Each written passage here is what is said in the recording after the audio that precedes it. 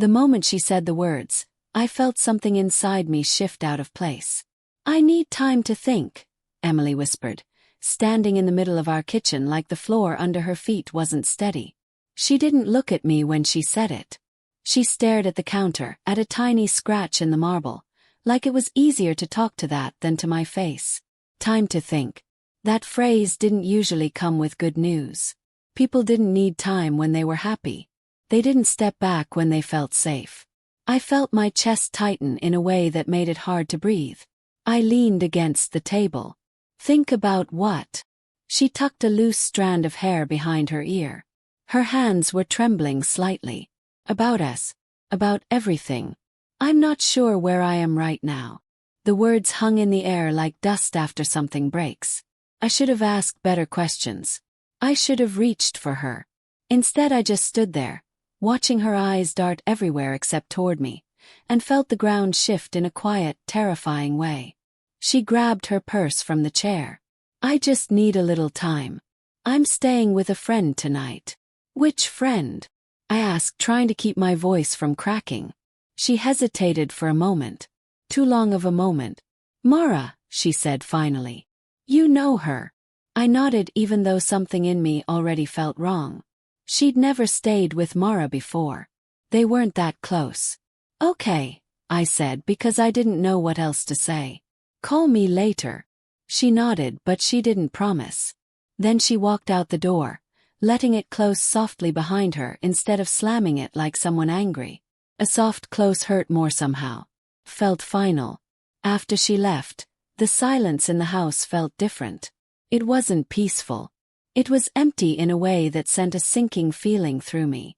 I sat at the kitchen table, staring at the spot where she had just stood. My hands felt cold. My chest felt tight. I tried telling myself not to panic. Couples went through things. People needed space. But even as I told myself all that, something kept nagging at me. A week earlier she had been distant. Distracted. Her answers short, her smiles thin. She'd been spending more time on her phone, tilting the screen away from me, telling me work was overwhelming. I believed her, or maybe I just wanted to. Tonight, though, it felt different. I went upstairs and tried to read, but my eyes kept jumping back to the door, waiting for a sound that wouldn't come. I held my phone in my hand, checking it every few minutes even though it never buzzed. Eventually I gave up and walked into the garage. Her car wasn't there, which made the space echo more than usual. I leaned against the workbench, breathing in the faint smell of motor oil and dust, trying to steady myself.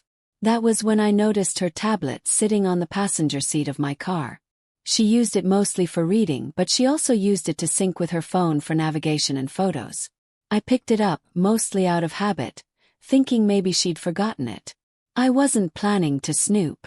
But the screen lit up, showing her Maps app still open, still paired with her phone. A blue line traced itself across the screen, pulsing lightly. She wasn't going to Mara's house. Not even close. The dot moved slowly down the highway, heading toward the other side of town. I stared at the screen for what felt like a full minute, waiting for some kind of explanation to reveal itself. Maybe she had decided to stop somewhere first. Maybe she was picking something up. Maybe. But the sick feeling in my stomach didn't believe any of my excuses. I grabbed my keys, slid behind the wheel, and turned on the engine. I didn't even remember opening the garage door. I just remember the sudden wash of cold air hitting the car and the way my hands shook slightly on the steering wheel. I followed the glowing dot on the tablet, my headlights carving through the quiet night. The roads felt emptier than usual, like the world was making space for what I was about to find. Every mile made my breathing harder. Every turn felt like walking deeper into a room I'd been avoiding for years. About 20 minutes into the drive, the dot slowed, then stopped. I pulled my car to the side of the road and stared at the screen again. She wasn't at a house. She was at a small apartment complex near the river. One I'd never seen before. A place that had nothing to do with Mara. I turned off the engine and sat there, listening to the tick of the cooling metal and the sound of my own pulse pounding in my ears. I felt like my body was trying to warn me, trying to tell me I wasn't ready for whatever I was about to walk into. But sitting still wasn't an option anymore. I got out of the car and stepped into the cool air. The complex was half-lit, only a few windows glowing upstairs. The river behind it made a soft rushing sound, like the world wanted to drown out whatever was happening here. I followed the sidewalk to the staircase and climbed slowly, forcing myself to breathe. The tablet still showed her location. 3rd floor, 2nd door on the left. I reached the landing. The hallway light flickered overhead. My hands felt numb. Her car was parked below. Her location was here.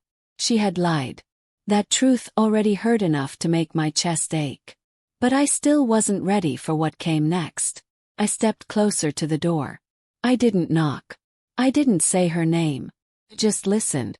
At first, I heard nothing but the faint hum of a TV somewhere deeper inside the apartment. Then I heard voices. A man's voice. Whoa. Familiar somehow, though I couldn't place it at first. Then Emily's voice. Softer than the one she used with me. The kind of soft people use when they're no longer guarded.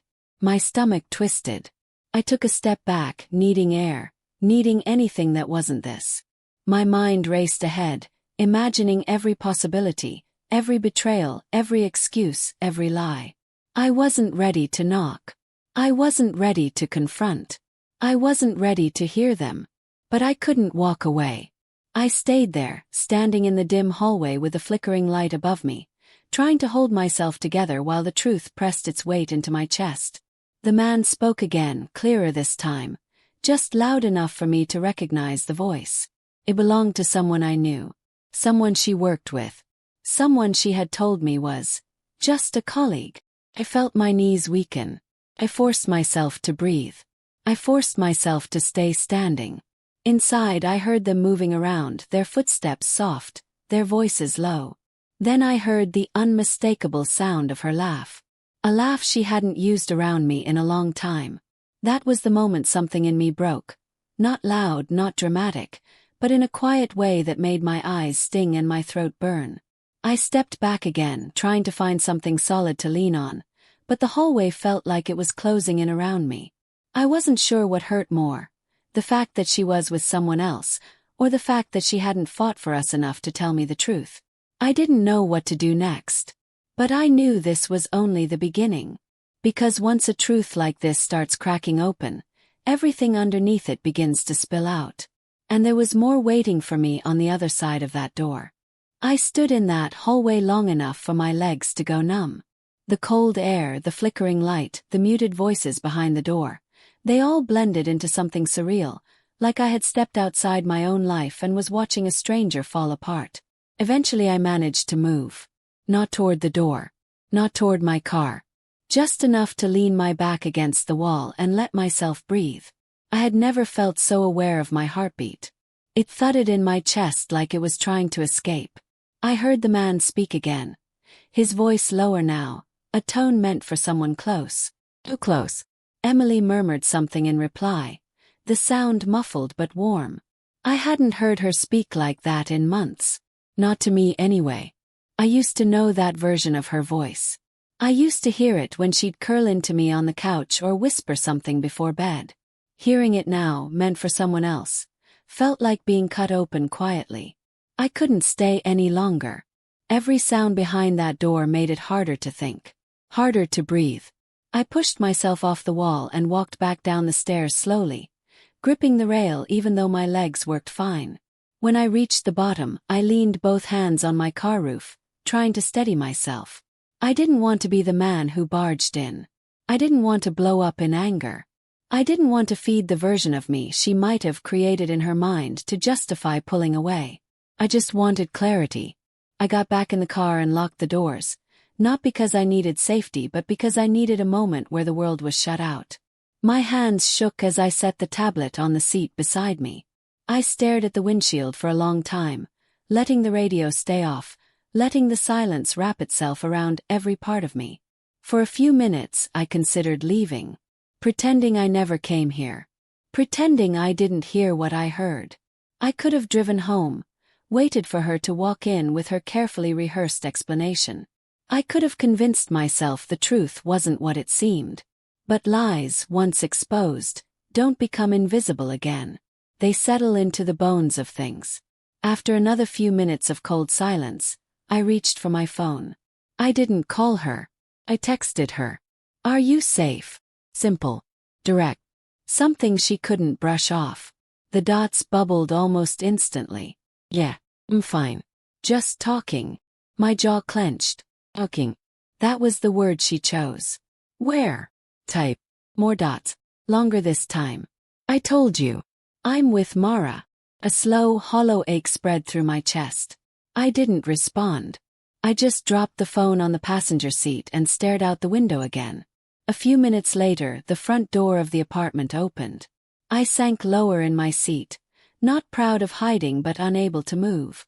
A man stepped out first. The streetlight hit his face just enough for me to recognize him. Brandon.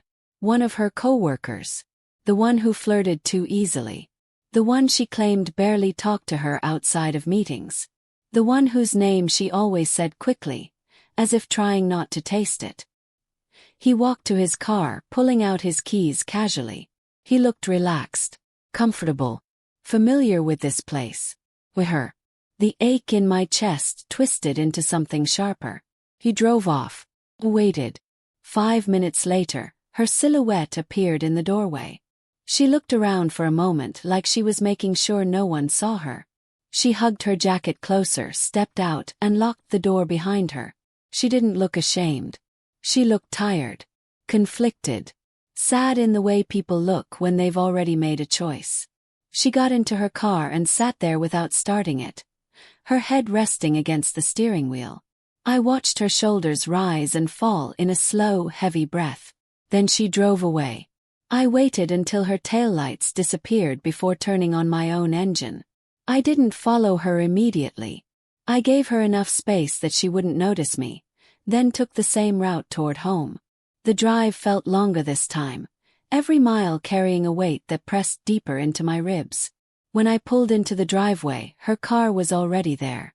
The porch light glowed softly, like nothing had changed, like tonight wasn't pulling the seams of our life apart one thread at a time. I sat in my car for a minute before finally stepping out. The air felt colder here, the quiet heavier. I walked inside. She was in the living room, sitting on the edge of the couch, hands clasped tightly. She looked up when I entered, her eyes tired and red around the edges. Whether from tears or guilt, I couldn't tell. "You're back early," she said softly. "You too," I replied. She swallowed. I needed space. It didn't feel right staying over. "With Mara?" Yes. Her eyes flickered. Just barely. But enough. She knew the lie was unraveling. "Can we sit and talk?" she whispered. I nodded, though my body felt stiff as I lowered myself into the chair across from her. The space between us felt wider than the whole room. "I don't know how to say this," she began, twisting her fingers together. "I didn't plan for things to get this messy." "Then say it plainly," I said. "I don't need rehearsed explanations." She flinched at that, then nodded. "Okay." She took a long breath. "I've been confused for months. I didn't realize how unhappy I was until someone else started listening. I felt the sting instantly, sharp and deep." She kept going. "It wasn't supposed to become anything. I didn't want it to. But it did," I said quietly. Her eyes filled, but she didn't look away. "Yes, Brandon," I said. She froze. Her breath caught in her throat. "How do you? You weren't with Mara." Her lip trembled. "You followed me." "No," I said. "You left your tablet." She closed her eyes, something breaking in her expression. "I'm so sorry. That's not an explanation." "I know." She wiped a tear from her cheek. "I didn't go there to hurt you. I went because I didn't know how to breathe in this house anymore. I felt trapped inside the same problems, the same arguments we never finished, the same routines that made me feel invisible." The words hit harder than I expected. "Invisible." She kept speaking, voice low. "He made me feel noticed, wanted, like I wasn't fading into the background of my own life. And I didn't." "Yes." She broke then. Tears spilled down her face, her shoulders shaking. You did. Once. And maybe you still do. But somewhere along the way I stopped feeling it. Or maybe I stopped believing it. The silence that followed stretched painfully. I tried to speak but my throat tightened.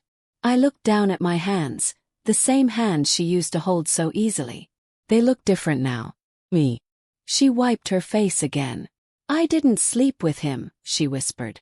Not yet. But I crossed lines. Emotional ones. And I don't know how to undo it. I let out a slow, shaky breath. Do you want to undo it? She hesitated. And that hesitation hurt more than anything else tonight. I don't know, she whispered. My chest felt like it was caving in. I leaned back in the chair, needing space from her words even though they kept finding me. What do you want from me right now? I asked quietly. She looked at her hands. Honesty. Conversation. A chance to figure out what we still have. What if there's nothing left? Yes. There is, she said with a certainty that sounded almost fragile. I know there is. But it's buried under everything we stopped saying. I didn't respond. Couldn't. She drew a shaky breath. I'll end things with him. Completely. I'll block him if I have to. But I need to know if you even want me to try. Her voice cracked near the end, sending a shiver through me. I stared at her, seeing all the cracks in her, all the exhaustion, all the guilt. And I saw my own reflection inside them. My silence, my distance, my fear of vulnerability, all the things I'd let slip without noticing. I didn't excuse what she did. But I finally understood why it happened. I don't know what I want, I said honestly. Her lips trembled. She nodded. That truth hurt her. Hurt me too. But it felt real. She leaned forward a little. Can we take it one day at a time? Not deciding everything tonight. I thought about the apartment. About the laughter behind the door. About the lies. About the ache sitting heavy in my chest. Then I thought about the years we'd spent together. The versions of us that still lingered somewhere under all the damage. One day at a time, I said quietly. That's all I can promise. She let out a breath that shook, but there was a small sense of relief in it. We didn't hug. We didn't touch. We just sat there, two broken people trying to figure out if anything still held them together besides history. The night settled around us. Not peaceful, but honest. For the first time in a long time. Whatever came next, it wouldn't be easy. But at least we weren't lying anymore.